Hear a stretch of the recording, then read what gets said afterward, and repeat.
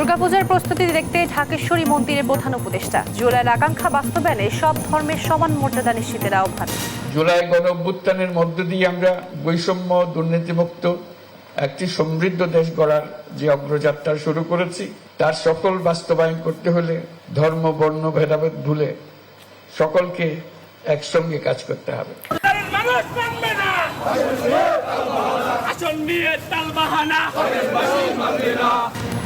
বাগেরহাটে 4টি আসন বহাল রাখার দাবিতে নির্বাচন অফিস ঘেরাও, জেলা প্রশাসকের আশ্বাসে কর্মসূচি স্থগিত ফরিদপুরে। রাকসু নির্বাচনের প্রচারে সরগরম ক্যাম্পাস, আচরণবিধি নিয়ন্ত্রণে কঠোর প্রশাসন। চাকসু নির্বাচনে মনোনয়নপত্র সংগ্রহ শেষ। বগুড়ার শিবগঞ্জে প্রবাসীর স্ত্রী ছেলেকে কুপিয়ে হত্যা, তদন্ত করছে পুলিশ। বাড়ি থেকে মোটরসাইকেল, টাকা ও স্বর্ণালংকার লুট। এবং নৌযান চলাচল করায় শরীয়তপুরের ভেদরগঞ্জে শাখা খালে ভাঙন, বাড়ি ঘর ও ফসলি জমি বিলীন, গৃহহীন কয়েকশো পরিবার।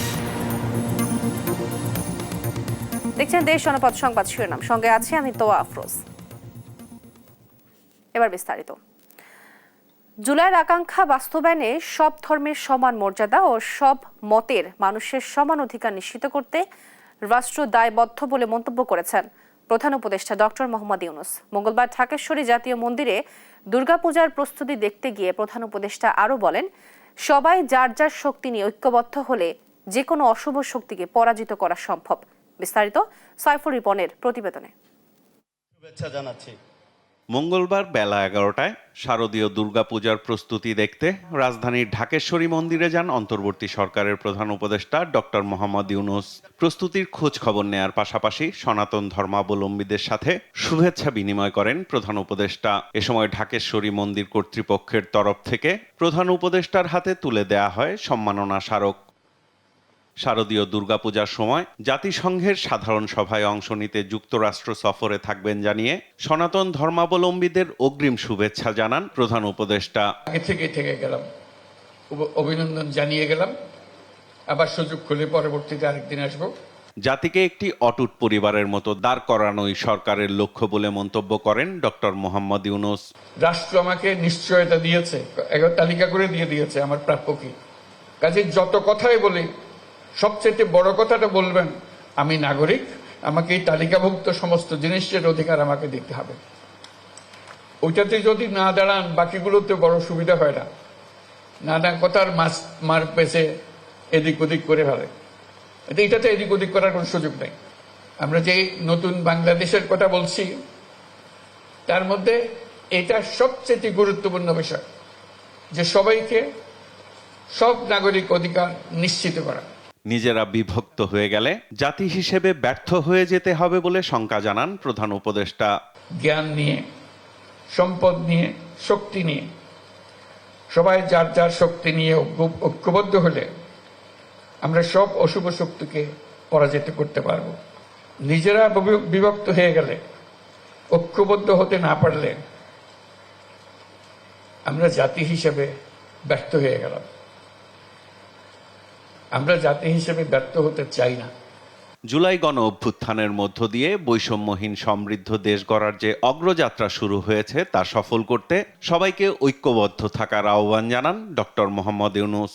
জুলাই গণ অভ্যুত্থানের মধ্য দিয়ে আমরা বৈষম্য দুর্নীতিমুক্ত একটি সমৃদ্ধ দেশ গড়ার যে অগ্রযাত্রা শুরু করেছি তার সফল বাস্তবায়ন করতে হলে ধর্ম বর্ণ ভেদাভেদ ভুলে সকলকে একসঙ্গে কাজ করতে হবে। সাইফুল রিপন, দেশ টিভি, ঢাকা।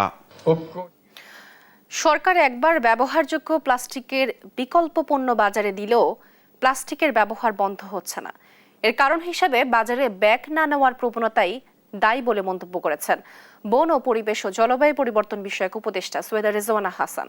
মঙ্গলবার পরিবেশ অধিদপ্তরের বিশ্ব ওজন দিবসের আলোচনায় কথা বলেন তিনি। এ সময় উপদেষ্টা বলেন, ওজন স্তরের ক্ষয় রোধে কার্বন নিঃসরণ কমানোর কোনো বিকল্প নেই। বিশ্বের সব দেশ এ বিষয়ে চুক্তি স্বাক্ষর করলেও অধিকাংশ দেশই তা মানছে না। উন্নয়নশীল দেশগুলোর উপর এর নেতিবাচক প্রভাব বেশি পড়ছে বলেও মন্তব্য করেন উপদেষ্টা।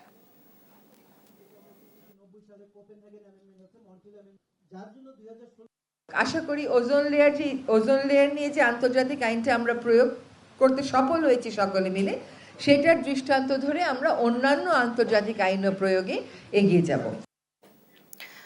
দেশের প্রয়োজনেই যুক্তরাষ্ট্রভিত্তিক কোম্পানি এক্সিলারেট এনার্জি থেকে এলএনজি আমদানি করা হচ্ছে, জানিয়েছেন অর্থ উপদেষ্টা সালেউদ্দিন আহমেদ। দেশের মূল্যস্ফীতি স্থিতিশীল বলে জানিয়ে তিনি বলেছেন, খাদ্যপণ্যের বাইরে মূল্যস্ফীতি কম। মঙ্গলবার অর্থনৈতিক বিষয়ক সংক্রান্ত উপদেষ্টা পরিষদ কমিটি ও সরকারি ক্রয় সংক্রান্ত উপদেষ্টা পরিষদ কমিটির বৈঠক শেষে সাংবাদিকদের কথা বলেন তিনি। বাংলাদেশে নিযুক্ত সাবেক মার্কিন রাষ্ট্রদূত পিটার হাসের কোম্পানি থেকে এলএনজি কেনা হচ্ছে এ প্রসঙ্গে উপদেষ্টা বলেন, ব্যক্তি বিবেচনায় নয়, দেশের প্রয়োজনে এলএনজি আমদানি করা হচ্ছে।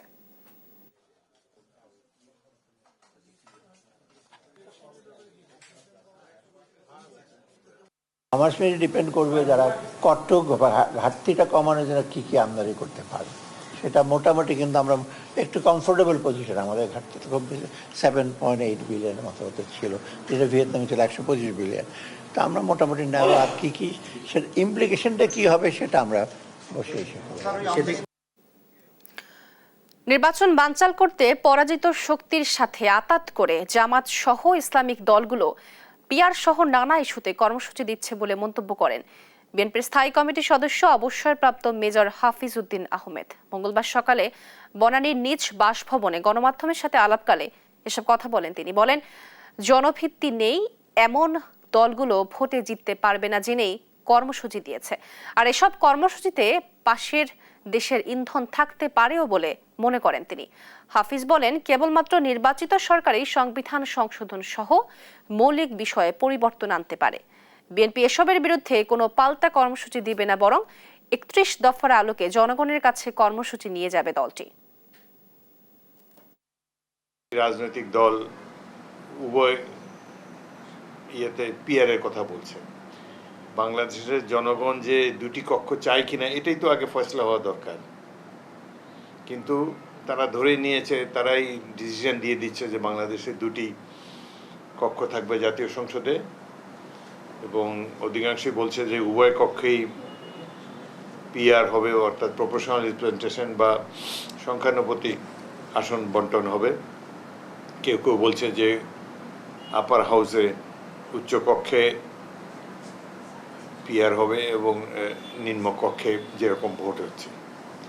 বোঝাই যাচ্ছে যে সাধারণ মানুষের কোনো বক্তব্য এখানে নাই, জনগণের রায় নিতে তারা মোটেই আগ্রহী না। তারা একটা রাজনৈতিক দল পেয়েছে, এটার জোরেই যা খুশি তার জনগণের উপরে চাপিয়ে দিচ্ছে। এমন কথাও তারা বলেছে তারা সংবিধান সংশোধন করতে চায়। পৃথিবীর ইতিহাসে কোথাও নির্বাচিত প্রতিনিধি ছাড়া কেউ সংবিধান সংশোধন করতে পারে না।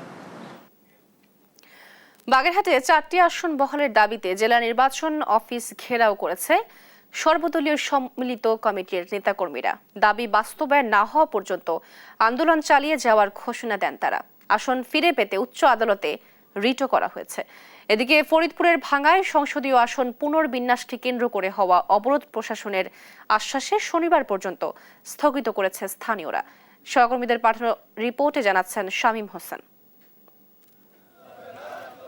মঙ্গলবার সকাল 9:30টার দিকে বিভিন্ন স্থান থেকে মিছিল নিয়ে সর্বদলীয় সম্মিলিত কমিটির নেতাকর্মীরা বাগেরহাট জেলা নির্বাচন কর্মকর্তার কার্যালয়ের সামনে জড়ো হতে থাকেন। ঘিরে রাখেন নির্বাচন অফিসের প্রধান গেট। এ সময় কর্মকর্তা কর্মচারীদের কার্যালয়ে প্রবেশ করতে দেখা যায়নি। জেলার 4টি আসন বহাল রাখার দাবিতে বাগেরহাটবাসীর পক্ষ থেকে সুপ্রিম কোর্টে 2টি রিট পিটিশন দাখিল করা হয়েছে। সর্বদলীয় সম্মিলিত কমিটির নেতাকর্মীরা জানান, হিন্দু ধর্মাবলম্বীদের দুর্গোৎসবের কারণে হরতালের কর্মসূচি স্থগিত করা হয়েছে। তবে দাবি আদায় না হওয়া পর্যন্ত আইনি লড়াইয়ের পাশাপাশি রাজপথে আন্দোলন চলবে তাদের। যদি কোনো কারণে আমাদের শুনানি আমাদের পক্ষে না আসে, আমরা আমাদের দাবি আদায়ের জন্য আমরা রাস্তায় নেমেছি। গত সেই 30শে জুলাই সংবাদ শোনার সাথে সাথে আমরা আমাদের এই হরতাল অবরোধ কর্মসূচি শুরু করেছিলাম। ইনশাল্লাহ আমি মনে করি যে আমরা এই আইনি প্রক্রিয়ায় আমাদের সমাধান হবে। যদি না হয় আমরা আরও কঠিন কর্মসূচিতে যাব। এখনও সরকার থেকে এমন কোনো বা সিইসি থেকে এমন কোনো আশ্বাস আমরা পাইনি, যার কারণে আমরা আইনি প্রক্রিয়া যেতে বাধ্য হয়েছি। আমরা আশা করি আইনি প্রক্রিয়ার মাধ্যমে এবং আমাদের আন্দোলনের মাধ্যমে আমরা আমাদের দাবি ফিরিয়ে পাব। এদিকে ফরিদপুরের ভাঙ্গায় সংসদীয় আসন পুনর্বিন্যাসকে কেন্দ্র করে হওয়া অবরোধ প্রশাসনের আশ্বাসে শনিবার পর্যন্ত স্থগিত করেছে স্থানীয়রা। তবে শনিবারের মধ্যে দাবি আদায় না হলে আন্দোলন আরো তীব্র করার হুঁশিয়ারি দেন তারা। যে 21 তারিখ পর্যন্ত আমরা এই আন্দোলনকে অব্যাহত রাখব এবং স্থগিত রাখব এবং সেই 21 তারিখে স্থগিত রাখা পর্যন্ত জনগণ যাতে জনগণের যান মাল এবং রাস্তাঘাটে চলাচলের যত অসুবিধা নয় সেজন্য সবার সার্বিক সহযোগিতা কামনা করছি। এর আগে গেল সোমবার অবরোধের মিছিল নিয়ে উপজেলা সদরের গুরুত্বপূর্ণ সরকারি অফিস ও ভাঙ্গা থানা কমপ্লেক্সে ভয়াবহ হামলার ঘটনা ঘটে। ফরিদপুরের জেলা প্রশাসক কামরুল হাসান মোল্লা জানান, হামলার ঘটনায় ক্ষয়ক্ষতি নিরূপণের কাজ চলছে। বিশেষ করে এই প্রক্রিয়াটি এখন হচ্ছে হাইকোর্টে একটি রিট আছে, মহামান্য হাইকোর্টে, সেই রিটের নিষ্পত্তি হবে এবং 21 তারিখে হিয়ারিং আছে। আর পাশাপাশি আমরা বলতে চাই যে এই ভাঙ্গাটা হচ্ছে একটি গুরুত্বপূর্ণ জায়গা, 21টি জেলা এটার সাথে কানেক্টিভিটি আছে। তো মহাসড়ককে আমরা নিরবিচ্ছিন্নভাবে যান চলাচলের উপযোগী রাখবো। দ্রুত সংসদীয় আসন পুনর্বিন্যাস করে সমস্যার যথাযথ সমাধান টানবে প্রশাসন, এমনটাই প্রত্যাশা সবার। শামীম হোসেন, নিউজ ডেস্ক, দেশ টিভি। দর্শক, এই নিয়ে আরো জানাতে ফরিদপুর থেকে যুক্ত হচ্ছেন আমাদের সহকর্মী আনিসুর রহমান। আনিস, প্রশাসনের কি আশ্বাসে আন্দোলন স্থগিত হয়েছে এবং ইসিতে চিঠি পাঠানোর বিষয়ে কি জবাব এসেছে, কি তথ্য আছে আপনার কাছে, বিস্তারিত জানাবেন।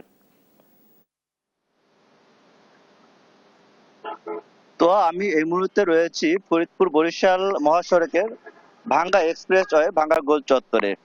আজকে তৃতীয় দফায় তৃতীয় দিনের মতো আজকে সব সড়ক অবরোধ চলছিল এবং সকাল থেকে কিন্তু এই অবরোধ শুরু হয়েছে।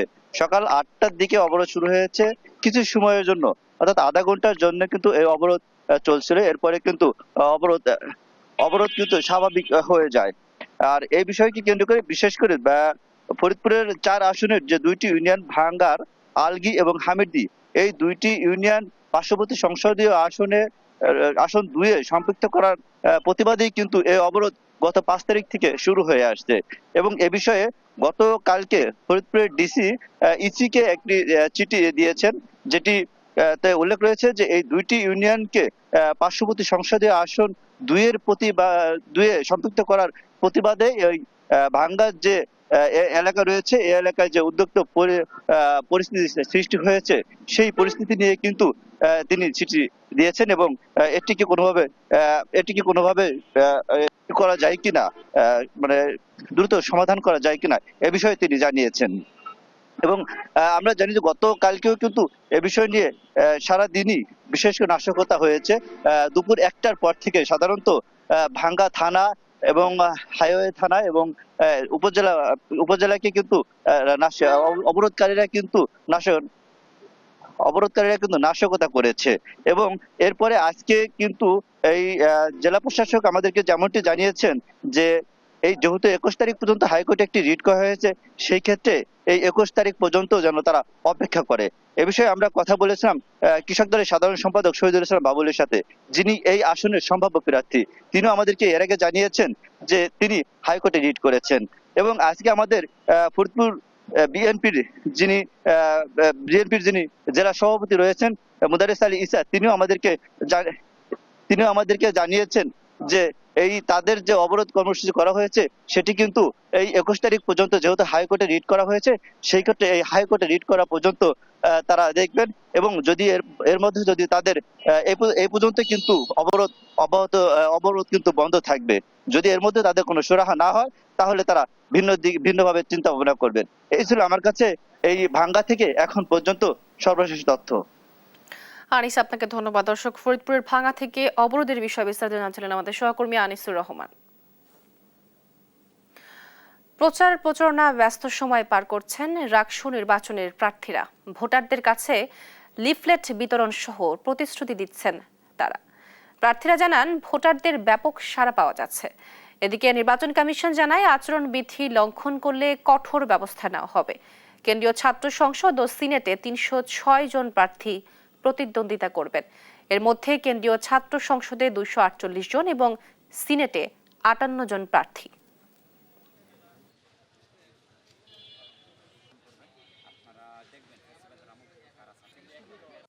প্রতিটা ভোটারের দ্বারে দ্বারে পৌঁছানোর চেষ্টা করছি।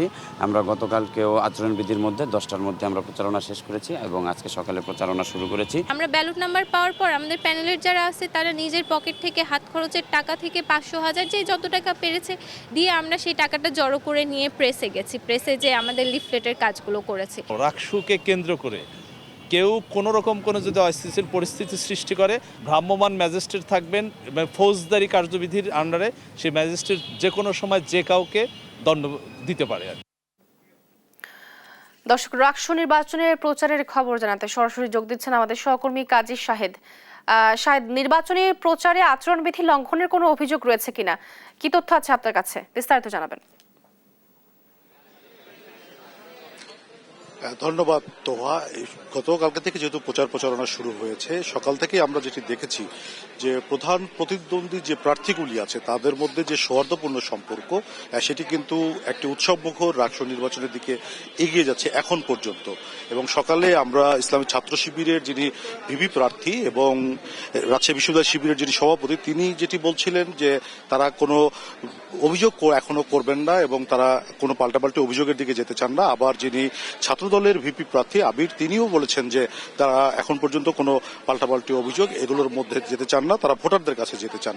বলা যায় যে একটা উৎসবমুখর পরিবেশে রাকসু নির্বাচন হতে পারে বা হতে যাচ্ছে, এটি আপাতত বলা যাচ্ছে। এবং প্রার্থীরা যেভাবে প্রচারণায় নেমেছেন গতকাল থেকে, যেহেতু যদিও গুড়ি গুড়ি বৃষ্টি, মাঝে মাঝেই প্রার্থীদের ভোটারদের কাছে যেতে কিছুটা বেগ পেতে হচ্ছে। আমরা একটু কথা বলতে চাই প্রচারণা কেমন চলছে। আপনার কাছ থেকে একটু জানতে চাই আপনার প্যানেলের নাম কি আর আপনাদের প্রচারণা কিভাবে চালাচ্ছেন। আচ্ছা, ধন্যবাদ। আমরা ছাত্র শিবির সমর্থিত প্যানেল সম্মিলিত শিক্ষার্থী জোট, আমি জাহিদ হাসান জোহা সংস্কৃতি বিষয়ক সম্পাদক পদে আছি। আমরা দেখছি যে গত 2 দিন এবং আজকে মিলিয়ে 3 দিন ধরে যে আমাদের প্রচারণা শুরু হয়েছে, আলহামদুলিল্লাহ শিক্ষার্থীরা, সকল পর্যায়ের শিক্ষার্থীরা এটাকে খুব পজিটিভলি নিয়েছে এবং রাকসুকে কেন্দ্র করে একটি উৎসবমুখর পরিবেশ যে তৈরি হওয়ার কথা ছিল সেটা হয়েছে আলহামদুলিল্লাহ। আমরা সকলের কাছ থেকে একটা পজিটিভ ফিডব্যাক পাচ্ছি। তারা ছাত্র রাজনীতি করে তাদের জন্য, কিন্তু এটা যে সবার অধিকারের একটা ব্যাপার, রাকসুকে যে ওন করার ব্যাপারটা, ছাত্র সংসদকে ওন করার ব্যাপারটা, এটা শিক্ষার্থীদের মধ্যে আমরা দেখতে পাই। আপনাদের প্রতিদ্বন্দ্বী যেসব প্যানেলগুলি আছে বা প্রার্থী আছে, তাদের ব্যাপারে কোনো অভিযোগ আছে কিনা আচরণবিধি লঙ্ঘনের? আচ্ছা, ইতোমধ্যে যে বিশেষ ঘটনাগুলো ঘটে গেছে সেগুলো ইতোমধ্যে আপনারা দেখেছেন, গণমাধ্যমে ছড়িয়ে পড়েছে, নির্বাচন কমিশনের নজরে এসেছে। সুতরাং সেগুলো নিয়ে আলাদাভাবে অভিযোগের প্রয়োজন আছে বলে আমরা মনে করছি না। যদি পরবর্তীতে এরকম কোনো ঘটনা ঘটে তবে আমরা সেক্ষেত্রে ভেবে দেখব যে অভিযোগ করতে হবে কি হবে না।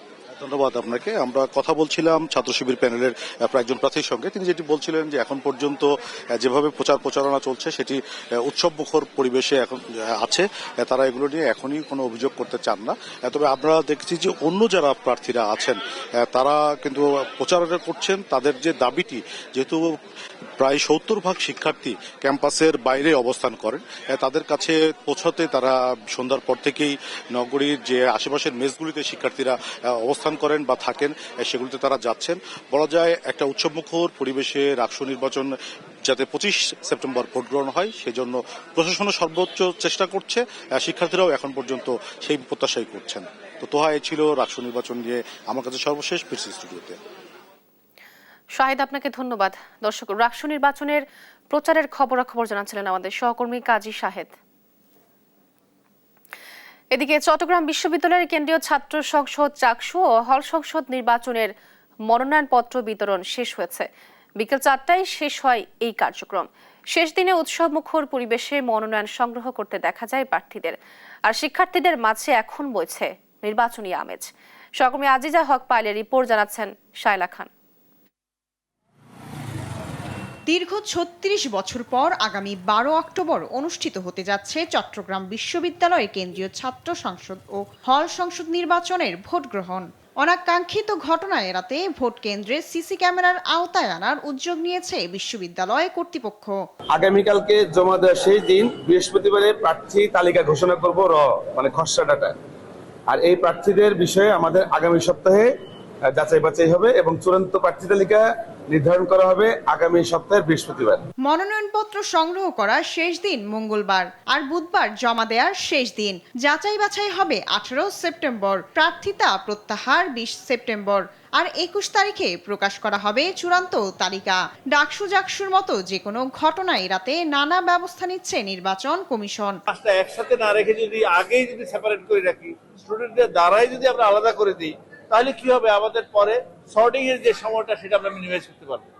এইভাবে আমরা সময়টাকে, অভিজ্ঞতাটাকে এবং পরিকল্পনাটাকে সাজাচ্ছি। শিক্ষার্থীরা বলছেন, চাকসু নির্বাচন শুধু ভোটের আয়োজন নয়, বরং গণতান্ত্রিক চর্চার একটি বড় সুযোগ। মানে আসলে কোনো রাজনৈতিক মতাদর্শে গেলেই যে তার বিজয়ী হওয়ার সম্ভাবনা বেশি বা স্বতন্ত্র হিসেবে বেশি, এরকম কোনো কিছু নেই। নির্বাচনের পর ইনশাল্লাহ হলের পিছনে যে আপনার পার্কিং স্ট্যান্ডে এটা আশা করি হলের স্যারকে বলে আমরা সার্ভেও এটা সম্পূর্ণ করতে পারবো। ফর্ম তুলেছি, ফর্ম তোলার পর এ পর্যন্ত কোনো ধরনের সহিংসতা বা বাধার সম্মুখীন এখনো হয়নি। এখন পর্যন্ত 250 জন মনোনয়নপত্র নিলেও কোনো প্যানেল ঘোষণা করা হয়নি। ফ্যাকাল্টি ভবনগুলোর পাশাপাশি শিল্পী রশিদ চৌধুরী হলেও হবে ভোট কেন্দ্র।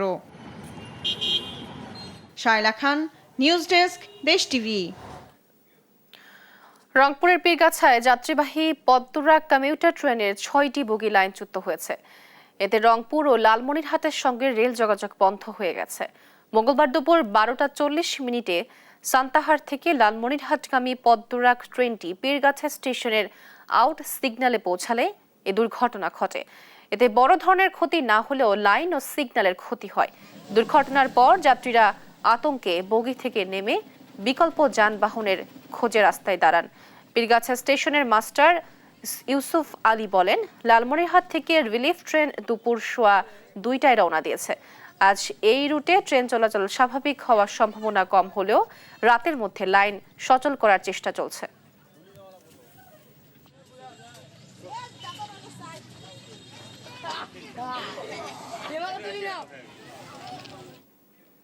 দেখছেন দেশ জনপদ সংবাদ।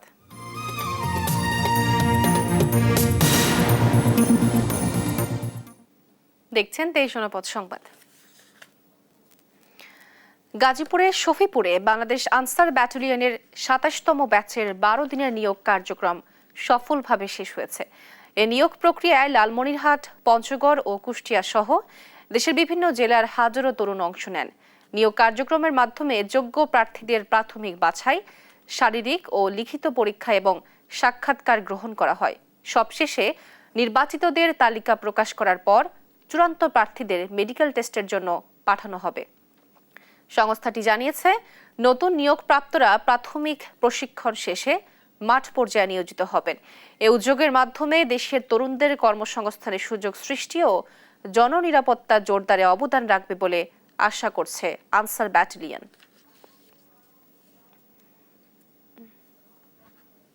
অর্থ বা প্রতারণা ছাড়া নিয়োগ সম্ভব। ব্যক্তি যদি তার নিজের যোগ্যতা প্রমাণ করতে পারে, অবশ্যই সে আমাদের স্বচ্ছ প্রক্রিয়ার মাধ্যমে নির্বাচিত হবে। বগুড়ায় প্রবাসীর স্ত্রী ও কলেজ পড়ুয়া ছেলেকে কুপিয়ে হত্যা করেছে দুর্বৃত্তরা। মঙ্গলবার সকালে শিবগঞ্জ উপজেলার সাদুল্লাপুর বটতলা গ্রামের নিজ বাড়ি থেকে তাদের লাশ উদ্ধার করে পুলিশ। পুলিশ ও স্বজনরা জানান, রানী বেগম ছেলেকে নিয়ে বাড়িতে থাকতেন। গেল সোমবার রাতে খাবার খেয়ে তিনি এক কক্ষে ও ছেলে ইমরান পাশের কক্ষে ঘুমিয়ে পড়েন। সকালে স্বজনরা এসে বারান্দায় রানী বেগমের রক্তাক্ত লাশ পড়ে থাকতে দেখেন। আরেক কক্ষে ছিল ইমরানের লাশ। খবর পেয়ে পুলিশ গিয়ে লাশ উদ্ধার করে ময়নাতদন্তের জন্য শহীদ জিয়াউর রহমান মেডিকেল কলেজের মর্গে পাঠায়। স্বজনরা দাবি করেন, ঘাতকরা বাড়ি থেকে মোটরসাইকেল, নগদ টাকা ও স্বর্ণালংকার নিয়ে গেছে। শিবগঞ্জ থানার পরিদর্শক আব্দুস শুকুর জানান, রাতের কোনো এক সময়ে মা ও ছেলেকে কুপিয়ে হত্যা করা হয়েছে। বিষয়টি খতিয়ে দেখা হচ্ছে।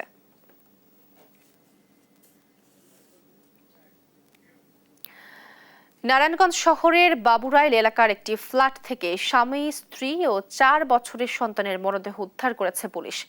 সোমবার বিকেলে দরজা ভেঙে তাদের মরদেহ উদ্ধার করা হয়। পুলিশের ধারণা, ঋণের চাপে মানসিক বিকারগ্রস্ত হয়ে শিপলু নামের ওই ব্যক্তি তার স্ত্রী ও সন্তানকে বালিশ চাপা দিয়ে হত্যা করেন, পরে নিজে আত্মহত্যা করেন। সহকর্মী বিলাল হোসেনের রিপোর্ট জানাচ্ছেন শামীম হোসেন। নারায়ণগঞ্জের বাবুরাইলের বউবাজার এলাকার স্থানীয় সম্মিলিত সঞ্চয় তহবিল নামের সমবায় সমিতির ব্যবস্থাপক ছিলেন হাবিবুল্লাহ শিপলু। প্রায় ৩ বছর আগে ওই সমিতির মালিকপক্ষ পালিয়ে গেলে এলাকাবাসী ও ব্যবসায়ীদের ঋণের চাপে পড়েন তিনি। দিন দিন ঋণ বাড়তে থাকায় মানসিকভাবে ভেঙে পড়েন। সোমবার বিকেলে তার খোঁজে বাড়িটিতে আসে আত্মীয় স্বজন। এ সময় ঘরের দরজা ভেঙে দেখেন খাটের উপরে স্ত্রী মিম ও তার সন্তানের লাশ ও ঝুলন্ত অবস্থায় থাকা শিপলুর মরদেহ।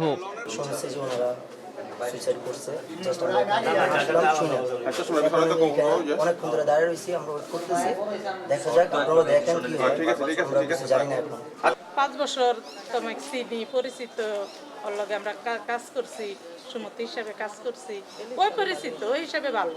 আমার লগে তো সবসময় ভালো ব্যবহার করছে, ভালো সম্পর্ক আছিল। চাকরি করতো দেখতাম, এরপরে বাসায় ভালো থাকতে বাসায় আমার নাতি বউ বই থাকতো, জানতে পারি না ওর বন্ধু আইছে, ওর দরকার আছিল, ফোন দিছে, ফোন ধরে না দেখে আমার মাইয়ার আবার ফোন দিছে, তাই বললাম দেবো আমার শিবলু দরকার, শিবলু ফোন ধরে রাখো আমার দিকটাকে বলুন। অতিরিক্ত পুলিশ সুপার মেহেদি হাসান জানান, ঋণের চাপে মানসিক বিকারগ্রস্ত হয়ে শিপলু তার স্ত্রী ও সন্তানকে বালিশ চাপা দিয়ে হত্যার পর নিজে আত্মহত্যা করে থাকতে পারেন। যেহেতু দরজাটা লক করা ছিল, এই যে গ্রামের বাসিন্দা, এলাকার বাসিন্দা দরজাটা ভেঙে ভিতরে ঢুকছে, ভিতরে ঢুকে তাকে লাশ থেকে জাগালো, সে ঝুলন্ত অবস্থায় ছিল, সেখান থেকে তাকে নামিয়েছে। তার মানে সে নিজে সুইসাইড করেছে। এবং তারপরে আমরা দেখলাম অন্য ঘর সার্চ করে সেই ঘরে তার স্ত্রী এবং সে সন্তানের মুখে বালিশ চাপা ছিল। আমরা ধারণা করছি সে নিজে তার স্ত্রী এবং তার সন্তানকে বালিশ চাপাতে মেরে নিজে সুইসাইড করেছে। এবং আরও জানতে পারলাম যে সে তার এলাকার লোকজনের কাছে তার কাছে অনেক টাকা পয়সা পেত। সে আগে রমজান সমিতি নামে একটা সমিতি সদস্য ছিল, করোনার সময় সেই ম্যানেজার ছিল, সেই সমিতিটা বন্ধ হয়ে যায়, যার প্রেক্ষিতে এখানে অনেক গ্রাহক ছিল। সেই গ্রাহকরা তার কাছে এবং তার মালিকের কাছে হয়তো টাকা পয়সা পেত। তাদের কোনো অভিযোগ নাই, তারা কাউকে সন্দেহ করতেছে না। তারপর আমরা একটা মামলা রুজু করবো, মামলা রুজু করে আমরা পোস্টমর্টম করবো, তার পরবর্তী জানানো। এই ঘটনায় পুলিশ ও গোয়েন্দা কর্মকর্তারা ফ্ল্যাট পরিদর্শন করেন। তদন্তের স্বার্থে সিসিটিভি ফুটেজ সংগ্রহ সহ প্রতিবেশীদের বক্তব্য নেওয়া হয়। শিপলুর বাড়ি কুমিল্লা দাউদকান্দি উপজেলার দাবিরন এলাকায়। শামীম হোসেন, নিউজ ডেস্ক, দেশ টিভি। মেঘনার শাখা নদী বা খালে নিয়ম না মেনেই চলাচল করছেন নৌযান। এতে শরীয়তপুরের গোসাইরহাটে বাড়ছে নদী ভাঙন। ইতোমধ্যে গৃহহীন হয়েছে শতাধিক পরিবার, ঝুঁকির মুখে রয়েছে হাজারো মানুষ। শাখা নদী বা খালে নৌযান চলাচল বন্ধ সহ স্থায়ী বাঁধ নির্মাণের দাবি স্থানীয়দের। সাইফুল ইসলাম আকাশের তথ্য চিত্রে মোহাম্মদ শরীফ হোসাইনের রিপোর্ট। মেঘনার মূল নদীপথ ফাঁকা থাকলেও শরীয়তপুর গোসারহাট উপজেলার চর মাইজেরা গ্রামের পাশে খাল দিয়ে চলছে বড় বড় নৌযান। ফলে ঢেউ আর স্রোতে প্রতিদিনই ভাঙছে খালের পার, আর বসতভিটা হারিয়ে গৃহহীন হচ্ছে হাজারো পরিবার। এই গ্রামে 1500 পরিবার বসবাস করলেও এরই মধ্যে নদী ভাঙনে গ্রাম ছেড়েছে 6 শতাধিক পরিবার। ঝুঁকিতে রয়েছে আরো অন্তত 500 পরিবার। এদিকে নৌযান চলাচল ঠেকাতে খালের মুখে বাঁশ দিয়ে ব্যারিকেড দিলেও ঠেকানো যাচ্ছে না নৌযান চলাচল। এই অবস্থায় উপজেলা প্রশাসনের বরাবর আবেদনে মিলছে না সমাধান। এর প্রতিবাদে মানববন্ধন করেছে এলাকাবাসী। এটা একটা খাল ছিল, বিশেষ করে বেশিরভাগই এখানে ড্রেজিং এর কারণে আমাদের এই নদীটা এখন নদীর মতন হয়ে যাইতেছে। বাঁশ দিয়া নদী বাঁধছিল, কিন্তু কারভু লসালারা সেগুলো মানতে আসে না। আমাদের বাড়ির কাজ দিয়ে যাইতেছে, আমাদের এখন বাড়িকে নিয়ে টান দিছে, আমরা থাকতে পারতাছি না। তবে খালে চলাচলকারীদের দাবি, মূল নদী ভরাট হওয়ায় তারা বাধ্য হয়ে চলাচল করতে হচ্ছে এই পথে। মূল নদী ভরে গেছে গা, চর হয়ে গেছে গা, এই কারণে আর একটা খাল আছে, এই খাল দিয়ে যাওয়া আসা করি, আর এলাকাবাসীরা এদিক দিয়ে বাধা দেয়। ওই জায়গা বন্ধ হয়ে গেছে দেখে আমরা এই জায়গাতে যাতায়াত করি, সেই জায়গায় সরকারে কাটিয়ে দিলে আমরা এই জায়গায় যাতায়াত করতাম না। উপজেলা প্রশাসন ও নৌ কর্তৃপক্ষের সঙ্গে কথা বলে ব্যবস্থা নেওয়ার আশ্বাস জেলা প্রশাসকের। ইউনোর সঙ্গে কথা বলবো, ও আগে ভেরিফাই করে আমাকে রিপোর্ট দিবে, দেওয়ার পরে যে অথরিটির সঙ্গে কথা বলতে হবে আমরা কথা বলবো। যদি সেটা বিআইডব্লিউটির হয়ে থাকে তাহলে তাদের সাথে কথা বলবো, বলে তারা যেন মূল চ্যানেল দিয়ে চলাচল করে সেই ব্যাপারে ব্যবস্থা গ্রহণ করতে বলবো। খাল ব্যবহারকারীরা মূল নদী ভরাটের অজুহাত তুললেও বাস্তব চিত্র উল্টো, তাই তাদের বিরুদ্ধে দ্রুত ব্যবস্থা নেওয়ার দাবি এলাকাবাসীর। মোহাম্মদ শরীফ হোসাইন, নিউজ ডেস্ক, দেশ টিভি। বিএনপির 47তম প্রতিষ্ঠা বার্ষিকী উপলক্ষে মাসব্যাপী কর্মসূচির অংশ হিসেবে মঙ্গলবার ঢাকার উত্তরার 15 নম্বর সেক্টরের এভিনিউ A1 সংলগ্ন 5 নং ব্রিজের পাশে খাল পরিষ্কার কার্যক্রম হয়। কর্মসূচির সার্বিক তত্ত্বাবধান করছেন ঢাকা মহানগর উত্তর বিএনপির আহ্বায়ক আমিনুল হক এবং সদস্য সচিব মোস্তফা জামান। মঙ্গলবারের কার্যক্রমে নেতৃত্ব দেন ঢাকা মহানগর উত্তর বিএনপির যুগ্ম আহ্বায়ক মোহাম্মদ আফাজ উদ্দিন। বলেন, সামনে বড় চ্যালেঞ্জ হলো বিপুল বর্জ্য অপসারণ, খালকে পরিষ্কার করা এবং এটিকে আবারও পরিচ্ছন্ন সচল অবস্থায় ফিরিয়ে আনা।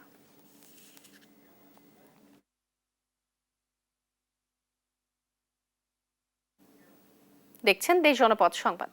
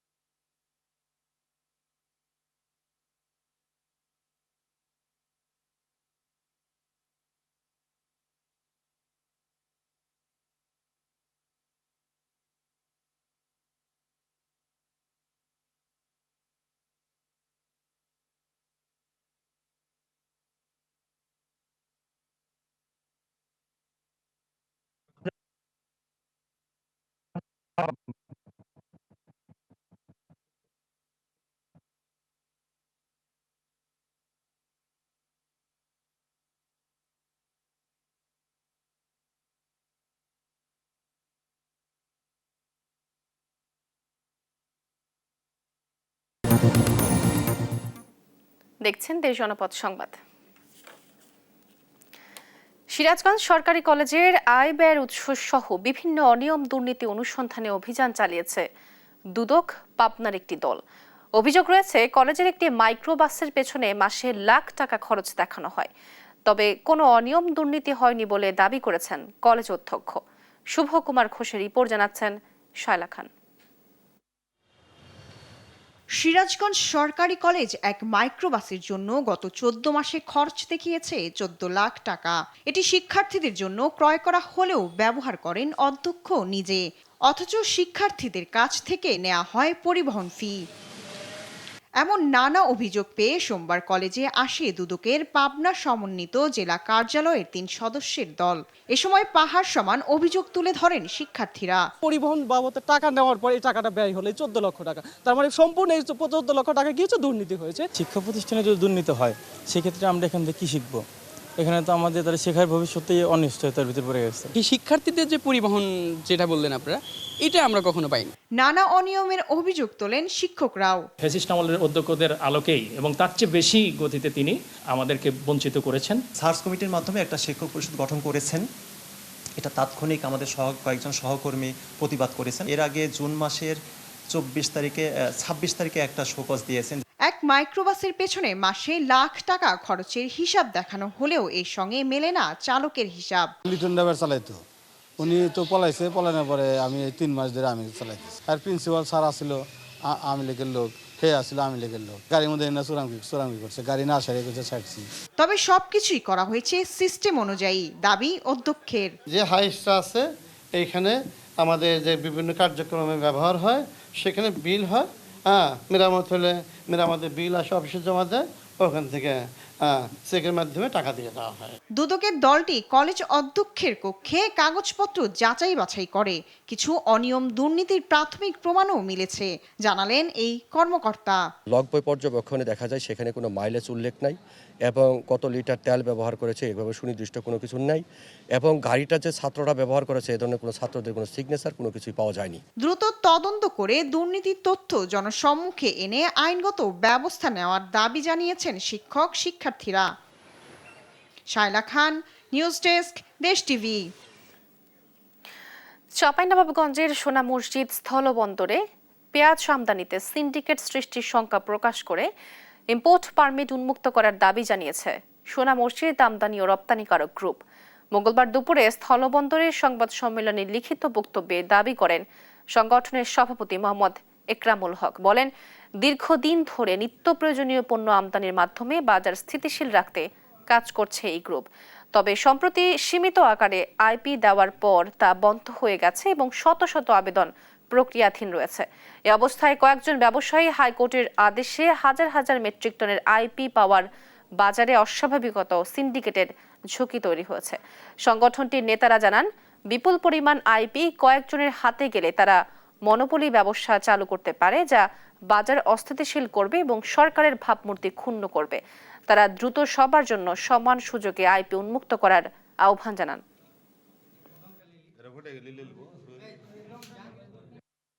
বাজার তাদের নিয়ন্ত্রণে থাকার কারণে পেঁয়াজ পণ্যের বাজার অস্থিতিশীল হয়ে পড়বে এবং সদাশয় সরকারের ভাবমূর্তি নষ্ট হবে। পটুয়াখালীর কুয়াকাটা পৌরসভায় এখনো গড়ে ওঠেনি কোনো আধুনিক বজ্র ব্যবস্থাপনা।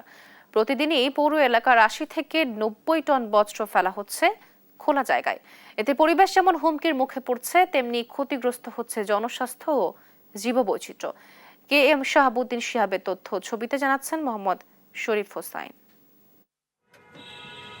প্রায় ১৩ বর্গ কিলোমিটার বিস্তৃত কুয়াকাটা পৌরসভা। খ শ্রেণীর এই পৌরসভার ৯টি ওয়ার্ডে জনসংখ্যা প্রায় ২০,০০০। প্রতিদিন বাড়িঘর, হাসপাতাল ও ক্লিনিকের ৮০ থেকে ৯০ টন বর্জ্য ফেলা হচ্ছে খোলা জায়গায়। এতে পরিবেশ যেমন হুমকির মুখে পড়ছে, তেমনি ক্ষতি হচ্ছে জনস্বাস্থ্য ও জীববৈচিত্র্যের। দুর্গন্ধে নাক চেপে যাতায়াত করতে হচ্ছে পর্যটক সহ স্থানীয়দের। আধুনিক ডাম্পিং এর ব্যবস্থা করা হয়, তাহলে রোগ ব্যাধি থেকে শুরু করে শিশুরা বিভিন্ন রকম পর্যটকটা কুয়াকাটা এসে স্বাচ্ছন্দ্যভাবে ভ্রমণ করতে পারবে। এটা আমাদের কাছে খুবই দুঃখজনক যে এত দূর থেকে আসার পর আমরা এরকম একটা পরিবেশ কখনো আশা করি নাই। পর্যটক এলাকা হিসাবে এটা আসলে আশা করা যায় না। এখানে বর্জ্য ব্যবস্থাপনা যদি একটু ভালো করা হয় বা পরিষ্কার পরিচ্ছন্ন রাখা হয়, তাহলে আশা করি সকল পর্যটকদের জন্য অনেক ভালো হয়। দীর্ঘদিন ধরে আমরা এই ময়লার কবলে অনেক সমস্যার সম্মুখীন হই, যেমন দুর্গন্ধ ভুগতে আছি এবং মনে করেন অনেক মশা মাছি জন্মায়।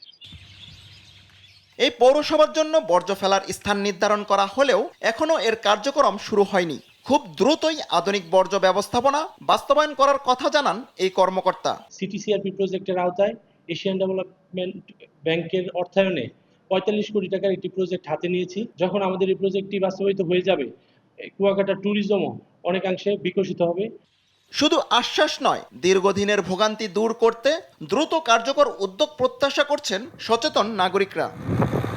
মোহাম্মদ শরীফ হোসাইন, নিউজ ডেস্ক, দেশ টিভি। দেখছেন দেশ জনপদ সংবাদ।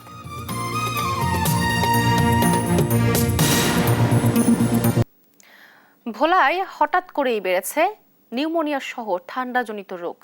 এতে বেশি আক্রান্ত হচ্ছে শিশুরা। হাসপাতালে শিশু রোগীর সংখ্যা বাড়ায় দেখা দিয়েছে শয্যা সংকট। অভিযোগ রয়েছে পর্যাপ্ত ওষুধও পাওয়া যাচ্ছে না। ছোটন শাহের তথ্য ছবিতে জানাচ্ছেন শরীফ হোসাইন। টানা বৃষ্টি আর ভ্যাপসা গরমে ভোলায় নিউমোনিয়া সহ ঠান্ডাজনিত রোগে আক্রান্ত হচ্ছে শিশুরা। হাসপাতালে প্রতিদিন বাড়ছে শিশু রোগীর সংখ্যা। ভোলার ২৫০ শয্যার জেনারেল হাসপাতালে শিশুদের জন্য ৬০টি শয্যা থাকলেও রোগী রয়েছে ১৫০ শতাধিক। ফলে অনেকেই বাধ্য হয়ে মেঝেতে রেখে করাচ্ছেন চিকিৎসা। শিশু ওয়ার্ডের সামনে থেকে শুরু করে ওয়ার্ডের আশপাশের মেঝেতে রয়েছে অর্ধশতাধিক শিশু রোগী। বেড সংকট সহ পর্যাপ্ত ওষুধ না পাওয়ার অভিযোগ স্বজনদের। আমরা কোনো সিট পাইনি, দেখলাম ফ্লোর ভরা। এরপর আমরা কোনো রকম আইসে এখানে বসলাম। এটা আপনার কিনা, যদি আমাদের সব কিছুই বাইরে থেকে কিনা লাগে, তাহলে আমরা এই জায়গায় কেন আসছি? আর এই জায়গায় যে নোংরা অবস্থায় বাচ্চা আসছি সুস্থর জন্য, আপনার এই জায়গায় আমরা নিজেরাই অসুস্থ হয়ে যেতেছি। মানে টাইকে আনছি, টাইকে আনলে হেরা আমাকে ওষুধটা চালাইয়া গেছে, খেজমতটা করছে। রোগী পাড়ায় চিকিৎসা দিতে হিমশিম খেতে হচ্ছে চিকিৎসকদের। তবে আতঙ্কিত না হয়ে অভিভাবকদের সচেতন থাকার আহ্বান তাদের। অভিভাবকদের সচেতন হতে হবে, তাদেরকে একটু বাচ্চাদের যে যখন ঘামে তখন ঘামটা মুছে দিতে হবে। আর যখন ঠান্ডা লাগে, আবার দেখেন মাঝে মাঝে বৃষ্টি পড়লে তখন খুব ঠান্ডা লাগে, ওই সময় কাপড় ভরায় রাখতে হবে আর একটু পুষ্টিকর খাবার খাওয়াতে হবে। ঔষধ সংকটের কথা স্বীকার করে দ্রুত সমাধানের আশ্বাস হাসপাতাল কর্তৃপক্ষের। ওষুধপত্র বছর শেষ, নতুন বছরের টেন্ডার হলে ওষুধ আবার চলে আসবে। কিছু স্বল্পতা আছে, কিন্তু যা আছে তা দিয়ে আমাদের চিকিৎসা সেবা চলছে। তার অন্যতম প্রমাণ এই পর্যন্ত আমাদের কোনো মৃত্যুর রেকর্ড নেই। গত এক সপ্তাহে জেলার ৬ হাসপাতালে ৫ শতাধিক রোগী চিকিৎসা নিয়ে বাড়ি ফিরেছেন। মোহাম্মদ শরীফ হোসাইন, নিউজ ডেস্ক, দেশ টিভি। নেত্রকোনার গার্মেন্টস কর্মী এক তরুণীকে বিয়ের ফাঁদে ফেলে চীনে নেওয়ার প্রস্তুতিকালে চীনা নাগরিক সহ মানব পাচার চক্রের 3 সদস্যকে আটক করেছে পুলিশ। এতে প্রশাসন ও এলাকাবাসীর মধ্যে চাঞ্চল্য সৃষ্টি হয়েছে। সহকর্মী জিয়াউর রহমানের পাঠানো তথ্য ছবিতে, ডেস্ক রিপোর্টে বিস্তারিত। নেত্রকোনার সলভ কমলপুরের রুবেল মিয়ার মেয়ে আলফা আক্তার গাজীপুরে গার্মেন্টসে কাজ করতে গিয়ে ফাঁদে পড়েন মানব পাচারকারী ফরিদুল ইসলামের। ফরিদুল তাকে চীনা নাগরিক লিহুই হাওয়ের সঙ্গে পরিচয় করিয়ে প্রতারণার মাধ্যমে কোর্ট ম্যারেজের কাগজপত্র তৈরি করেন। পরে আলফাকে গাজীপুরের বাসায় নজরবন্দি রেখে চীনে নেয়ার প্রস্তুতি চালায়। 14 সেপ্টেম্বর রাতে আলফা তথাকথিত স্বামী ও দালাল সহ গ্রামে আসলে পরিবার ও প্রতিবেশীদের সন্দেহ হয়। এ সময় পুলিশকে খবর দিলে পরের দিন আলফা সহ 3 তরুণীকে উদ্ধার করে। আটক করা হয় চীনা নাগরিক লিহুই সহ 3 জনকে। এ ঘটনায় আলফার বাবা আটককৃতদের বিরুদ্ধে মানব পাচার আইনে মামলা করে। আমার মেয়ের চীনের সাথে বিবাহ দিতে চাইছি, এটা আরো 2-3 জন মেয়েরও একসাথে আলাদা বাসায় ফ্ল্যাটে রাখছে, আর কথা বলার লাগে নিষেধ করছে। তখন এটার লাগে আমি থানায় তারা জিজ্ঞাসার জন্য আমি পাঠাইছি। প্রলোভনে পড়ে প্রতারণার জালে আটকে যায় ভুক্তভোগী তরুণীরা। এই চক্রের বিষয়ে তেমন কিছুই জানে না সহজ সরল তরুণীরা। ও যে গেছে মানে পাসপোর্ট টাসপোর্ট করছে, তারপরে ভাইয়ের বলছে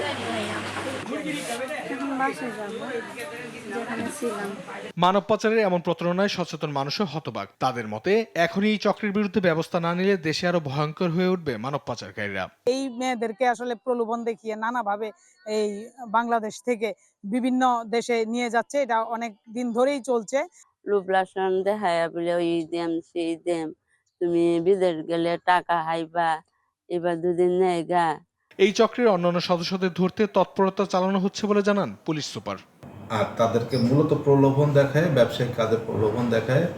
কাউকে আপনার হোটেলে কর্মচারী হিসাবে নিয়ে যাওয়ার জন্য, কাউকে গার্মেন্টসে চাকরি দেওয়ার নাম করে, কাউকে আপনার বিয়ে করছে এই প্রলোভন, ফ্রড কাগজপত্র তৈরি করে বিয়ের চাইনিজ কিছু কাগজপত্র দেখায় এদেরকে নিয়ে যায়। তো এই তথ্য দিয়ে আমরা তাদেরকে আটক করি। আটক করার পরে একজন চীনা নাগরিকের মধ্যে আছে। মানব পাচার রোধে সরকারের জরুরি ও কঠোর পদক্ষেপ চান স্থানীয়রা। অঙ্কন চৌধুরী, নিউজ ডেস্ক, দেশ টিভি। এ পর্যায়ে দেশ জনপদ সংবাদ শিরোনাম জানিয়ে দিচ্ছি আরেকবার।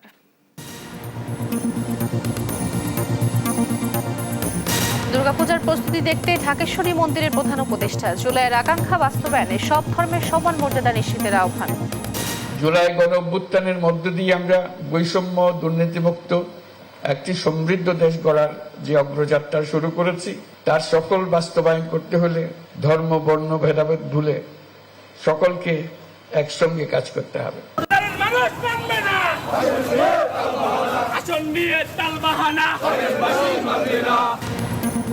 বাগেরহাটে 4টি আসন বহাল রাখার দাবিতে নির্বাচন অফিস ঘেরাও, জেলার প্রশাসকের আশ্বাসে কর্মসূচি স্থগিত ফরিদপুরে।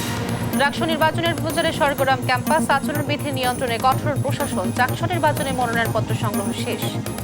বগুড়ার শিবগঞ্জে প্রবাসীর স্ত্রী ছেলেকে কুপিয়ে হত্যা, তদন্ত করছে পুলিশ। বাড়ি থেকে মোটরসাইকেল, টাকা ও স্বর্ণালংকার লুট। এবং নৌযান চলাচল করায় শরীয়তপুরের ভেদরগঞ্জে শাখা খালে ভাঙন, বাড়ি ঘর ও ফসলি জমি বিলীন, গৃহহীন কয়েকশো পরিবার।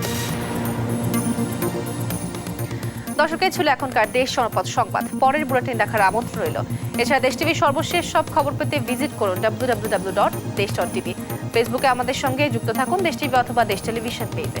সর্বশেষ সব ভিডিও পেতে ইউটিউবে আমাদের হ্যান্ডেল @দেশ টেলিভিশন অথবা @দেশ টিভি নিউজ থেকে সার্চ করুন। ধন্যবাদ সবাইকে।